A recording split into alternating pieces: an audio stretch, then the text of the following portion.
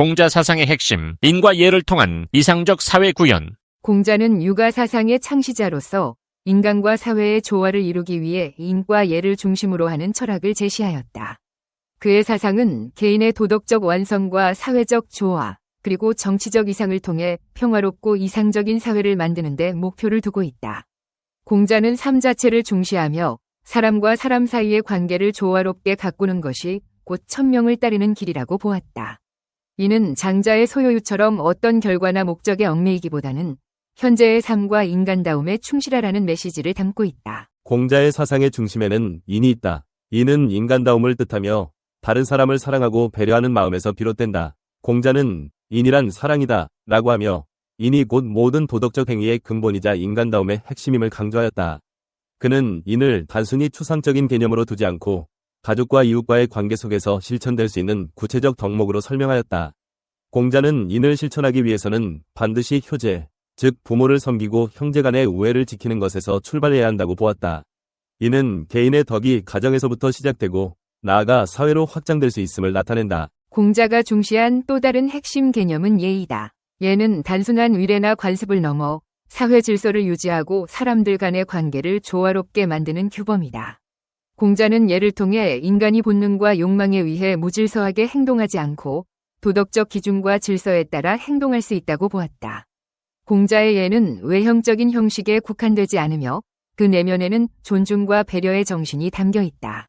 그는 예는 인을 실천하는 구체적 방법이라고 하며 예가 인간관계를 바르게 하고 사회적 화합을 이룰 수 있는 도구임을 강조하였다. 공자는 삶에서 과도함도 부족함도 아닌 중용의 태도를 가질 것을 권장하였다. 중용은 극단을 피하고 균형과 조화를 이루는 태도로 삶의 다양한 상황에서 유연하게 대처할 수 있는 지혜를 제공한다.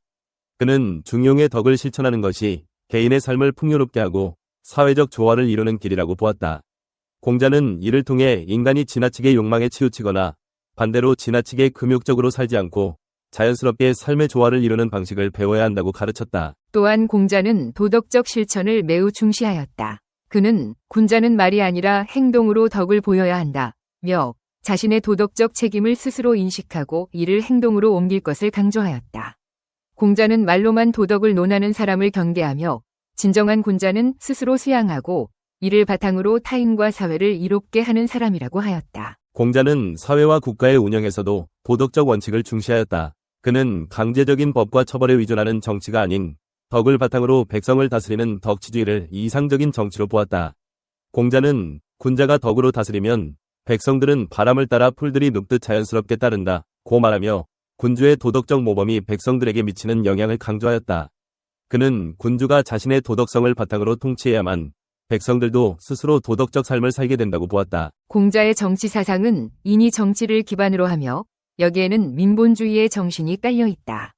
공자는 정치의 핵심은 백성을 위하는 것이다 라며 통치자는 백성의 생계를 책임지고 그들의 삶을 안정시키는 것을 최우선 과제로 삼아야 한다고 주장하였다. 이는 단순히 권력 유지나 군주의 이익을 위해 통치하는 정치가 아니라 국민을 위해 봉사하는 도덕적 정치라는 이상을 제시한 것이다. 공자는 배움의 중요성을 끊임없이 강조하였다. 그는 배우고 때때로 익히면 즐겁지 아니한가 라고 하며 학문과 자아 성찰이 삶을 윤택하게 하는 길이라고 보았다. 그는 학문을 단순히 지식을 쌓는 과정으로 보지 않고 인간됨을 완성해가는 도구로 삼았다. 또한 공자는 배움에 있어 겸손한 태도를 유지할 것을 강조하였다. 그는 세 사람 중에 반드시 나의 스승이 있다 고 하며 누구에게나 배울 점이 있다고 가르쳤다. 공자는 인간의 삶을 끊임없는 자기 성찰과 도덕적 수양의 과정으로 보았다. 그는 스스로를 돌아보고 하루하루를 올바르게 살았는지 점검하는 것이 군자의 삶이라고 말하였다. 이를 통해 그는 삶 자체를 목적화하고 도덕적 완성을 추구하는 태도를 장려하였다. 공자의 철학에서 삶의 궁극적 목적은 천명을 실현하는 것이다. 천명은 하늘이 인간에게 부여한 도리로 인간은 이를 깨닫고 실천함으로써 자신의 삶을 완성할 수 있다. 공자는 천명을 실현하기 위해 인과 예를 바탕으로 자신을 수양하고 이를 통해 가족, 사회, 국가를 조화롭게 만드는 데 기여해야 한다고 보았다. 그는 하늘의 명령을 아는 것이 인생의 궁극적 목표다 라고 하며 인간과 우주의 조화를 강조하였다. 공자의 사상은 삶을 단순히 목적 달성을 위한 수단으로 보지 않는다. 그는 삶 자체를 하나의 가치로 보며 도덕과 조화를 통해 삶을 완성하는 길을 제시한다. 이는 장자의 소요요와도 연결될 수 있는 지점으로 삶을 조급하게 살아가기보다는 그 자체로 소중히 여기며 타인과 조화를 이루는 과정에서 기쁨을 찾으라는 메시지를 담고 있다. 삶은 단순히 성공이나 결과를 위한 수단이 아니라 그 자체가 목적임을 깨닫게 하는 것이 공자 사상의 핵심이라 할 수 있다. 따라서 공자의 가르침은 도덕적 완성과 사회적 조화를 중심으로 하며 개인의 삶과 사회의 질서가 서로 조화를 이루는 이상적인 세계를 추구하는 철학적 비전을 제시한다. 공자의 사상은 오늘날에도 인간 관계와 사회 윤리를 돌아보게 하며 현대인들에게 삶의 방향성을 제시하는데 여전히 중요한 지침이 되고 있다. 무녀의 사생아로 추정되는 공자. 공자는 인류의 역사에서 가장 확실한 도덕률을 확립한 철학자로 여겨진다. 한 제자가 삶의 지표로 삼을 만한 가르침을 청했을 때 공자는 이렇게 대답했다. 상호 관계가 그에 해당되지 않겠느냐? 내게 닥치기를 원하지 않는 일은 남에게도 행하지 마라. 귀족 가문의 아들로 태어난 공자는 어린 나이에 고아가 되었다. 너무 가난해서 정식 교육조차 받지 못했다. 그러나 독학으로 중국의 고전들을 공부했고 특히 역경의 주석을 달기도 했다. 20대 초반에 공자는 지방 귀족의 아들들을 가르치는 가정교사가 되었다. 그의 총명함이 널리 알려지고 칭송받았지만 대나무처럼 곱고 정직한 까닭에 관직에 진출해서도 크게 출세하지 못했다. 공자는 높은 관직을 얻지 못했지만 많은 주동자가 헌신적으로 그를 따랐다. 그 제자들이 여기저기에 흩어진 스승의 가르침을 한 곳에 모아서 논어라는 이름으로 묶었다. 공자의 아포리즘과 대화를 묶은 논어에서는 역경이 공자에게 미친 영향이 뚜렷이 입혀진다. 공자는 역경을 즐겨 읽었던 것처럼 역경처럼 실용적인 지혜를 유난히 강조했다. 공자는 관리로 성공하지 못했다. 오히려 처절한 실패만을 맛보았다. 50대에 접어들었을 때 공자는 고향을 떠나 그의 이상을 실현시켜줄 지도자를 찾아 중국을 헤매면서 10년을 보냈다.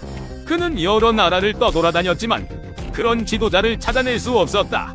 중국이 공자의 가르침을 실천하기 시작한 때는 공자가 세상을 떠나고 300년이 지난 후였다. 많은 좌절과 실망을 겪었지만 공자는 자신의 가르침을 그대로 실천하며 살았다. 그가 마지막 순간까지 고집을 꺾지 않고 살았다는 증거는 그의 아포리즘 중 하나에서도 찾아진다. 위대한 장군의 목숨은 덧없이 사라질 수 있지만 의지는 필부에게서도 빼앗을 수 없는 것이다. 그가 남긴 최후의 말은 다음과 같이 전해지고 있다. 지팡이에 몸을 의지한 80세의 공자는 노래했다. 지는 꽃잎처럼 현자는 그렇게 가는구나. 무녀의 사생아로 추정되는 공자는 예수, 소크라테스, 부처, 마호메트와 마찬가지로 아무런 저작도 남기지 않았다. 편안한 나날을 보낸 것은 55세의 14년간의 명륜 생활을 보내고 만년의 5년밖에 되지 않으며 모든 가르침은 논어 속에 모든 것이 전해지고 있다. 힘든 삶이었고 위대한 철학적 성인의 반열에 오르게 된 것도 그의 사후의 일이다. 유교주의가 강조되고 경전의 지위를 차지한 것은 중국 송나라 때다. 안녕하세요. 지성의 숲입니다. 지금까지 6,400개가 넘는 영상을 올리고 5만 명의 구독자 여러분과 함께 할 수 있었던 것은 모두 시청해주시는 분들의 관심과 성원 덕분입니다. 앞으로 더 가치 있고 유익한 콘텐츠로 찾아뵐 수 있도록 최선을 다하겠습니다. 유튜브에서 성필원으로 꼭 검색해주세요. 그리고 좋아요와 구독 버튼을 꼭 눌러주시고 앞으로도 꾸준한 관심과 응원 부탁드립니다. 여러분께 진심으로 감사드리며 계속해서 함께 성장해 나가길 바랍니다. 고맙습니다.